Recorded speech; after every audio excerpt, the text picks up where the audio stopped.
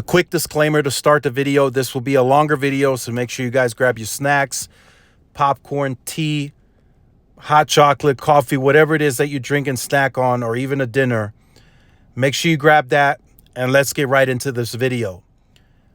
Hey, what's going on, everybody? This is Tyrone back with Tech Life. This article comes to you guys from Fierce Network.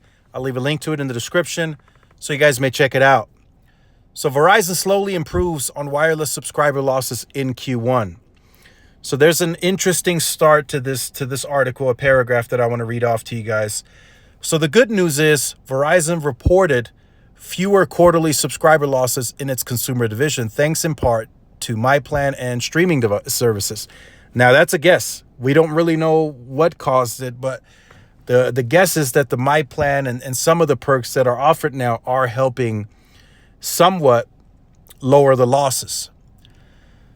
The bad news is it's still got a way to go to shore up losses in its postpaid and especially prepaid wireless divisions.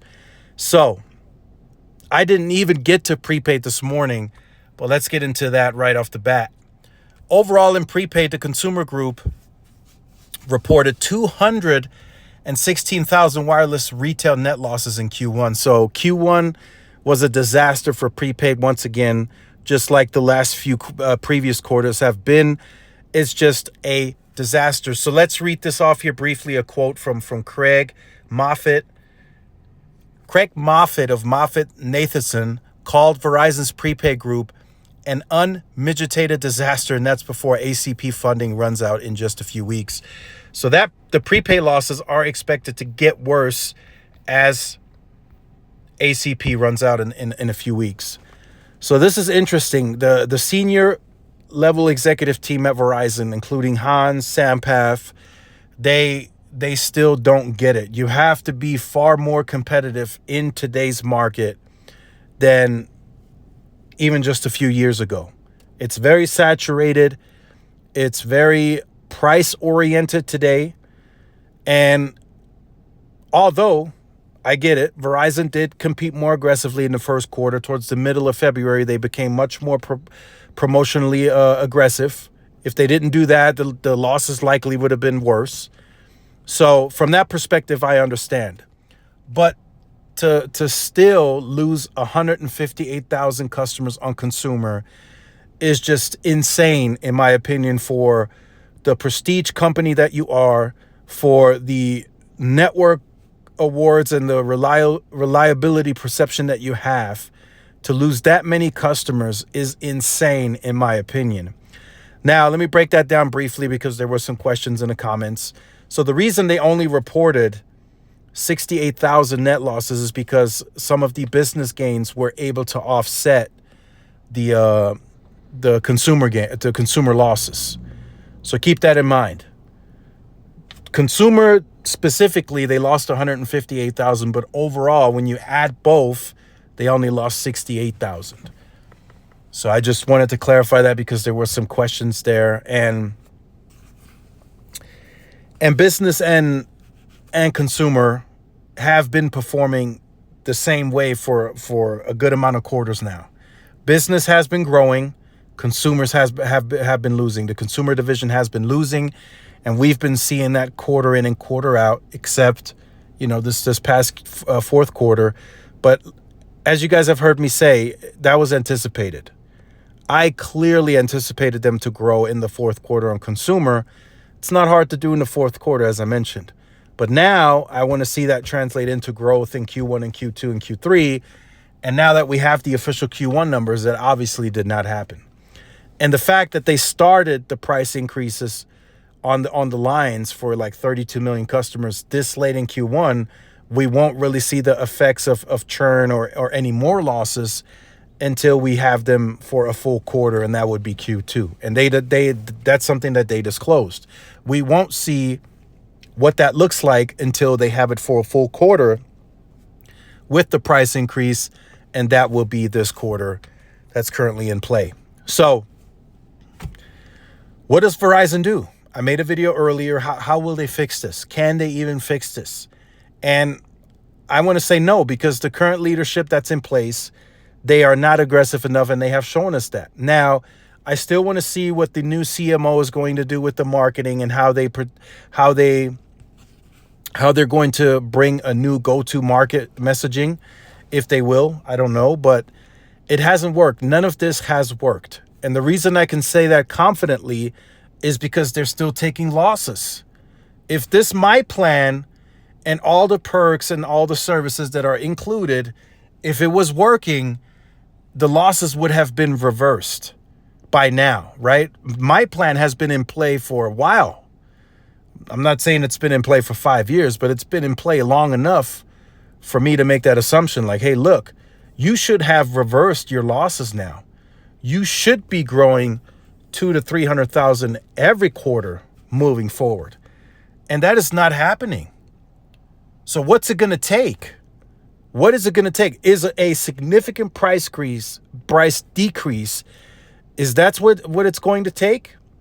And just looking at the numbers, right? Looking at the losses, and they add up. You lose 158,000. If they lose, let's say, 120,000 next quarter, that's already over 200,000 that they lost. If you total that up. And if you continue that down that path in Q3, then you gain again in the fourth quarter. If you can't organically grow, and I want to paint this picture very clear for you guys so you guys can get an understanding. If you can't organically grow, and I'm not talking about just a few thousand or 5,000 or even 10,000. I'm talking you have to grow at substantial volumes for you to guide sometimes and hit certain targets. So if Verizon wants to continue to guide and have a growing service revenue and hit those targets, if they can't grow organically and get enough customers of volume in the doors, they will have no choice but to continue to raise price. And I've discussed that this morning already with several different people, and they all agree. We will continue to see price increases from Verizon unless they start seeing a huge volume of organic growth coming into the base, uptaking the higher end premium plans, and Verizon can continue to keep pricing the way that it is. If Verizon does not change that around and they continue taking the losses that they are, they will have to continue to increase pricing. And I'm even hearing some are confident enough to say that it might even happen still within this year. Usually when Verizon does plan changes and pricing changes, they do it in the beginning of the year, like January, February, March, like they did this year, right? January was business increase and early March was consumer increase. They're even anticipating those increases to happen still later this year, another price increase. Now, again, that's speculation. That's not official. That's just a guess. But the way that it's going, they can't grow. They're trying. They're trying everything, right? They're trying the whole artificial intelligence. They're trying to rush the network upgrades. Although that was down, CapEx for the quarter came in at about $4 billion, where Q1 of last year they spent $6 billion. So that's down a little bit, but I'm sure they'll fit that in some. That other $2 billion missing, they'll squeeze that into the second quarter or third quarter at some point. So the network is flowing very quickly. They're upgrading at an impressive pace, and they want to do this, right? Although we don't have any guidance for them beyond 250, since they officially announced they're at 250 this morning, but they want to do it. They want to get to that 300 million. I have been told that internally, and that just means the network is even better than what it was before. So if you still can't lower your churn significantly and you still can't grow organically, what's the next option? It's to raise price. It's really just that simple. There's no other ways to put it. They will continue to raise pricing if they can't grow this organically. And right now, I have no confidence that they can do so. You guys, we've had this conversation for years now, like at least 2 to 3 years. Verizon hasn't grown. That's how staggering these losses are. They're literally dropping massive percentages of share nationally. and they don't seem to care much. Prepaid, they added track phone, they bought them, and then they were number one, and then the losses were staggering so much that they lost that spot to T-Mobile again. So now T-Mobile and prepaid is number one again. Now T-Mobile is still behind Verizon on the postpaid side, but if T-Mobile can continue to take massive share and continue to grow the way that they are, and Verizon continues to go the opposite direction, eventually T-Mobile will surpass Verizon too. And now that might be like 3, 4, 5 years away, but still, it can happen if they don't change. So to me, that lets me know Verizon still doesn't see T-Mobile as a real threat. And maybe AT&T too. AT&T reports on Wednesday. Maybe both of them still don't see T-Mobile as a real threat and a real competitor. But those times have changed. T-Mobile is continuing to improve their network, and they take share. They effectively take share. And Verizon, they can feel that. So I'm at a loss for words when it comes to, how does Verizon fix that? If they lower price, then the market might react in a bad way because Verizon's not set to make the money that they usually make if they lower price, right? But then again, if you lower pricing a little bit more, and now all of a sudden you have all this newfound organic growth, then you might be able to upsell those customers into other parts of your business, like FWA. You attach smartwatches. If you can do that, then you might make more money that way versus just trying to squeeze the existing base. Because when you're raising price on legacy customers, you're just squeezing the existing base because you can't grow organically with new customers. So let me know in the comments. Let me know what you guys think. Let me know what Verizon can do to fix this. Do you guys think it has to be a pricing decrease, or do they maybe have to additionally discount lines 2, 3, and 4, 5 maybe?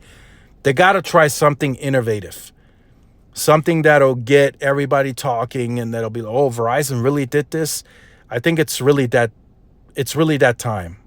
They can't no longer just rely on, oh, we're going to do the 80-20 split and 80% price, 20% value, and the My Plan is our savior. It's the end all be all.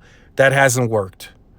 It hasn't worked in the last several quarters that they've implemented the My Plan. It didn't work in the first quarter of 2024. It's not going to drastically change the second quarter of 2024. They will have to do something drastically different to reverse the bleeding and to start posting positive gains on consumer wireless. So let me know your thoughts in the comments. Look forward to reading them. It's very interesting to hear from you guys. Make sure you stay tuned to the channel for more. Like, share, subscribe. If you are new, follow my social media outlets. This is Tyrone with Tech Life, and I'll see y'all in the next one. Peace.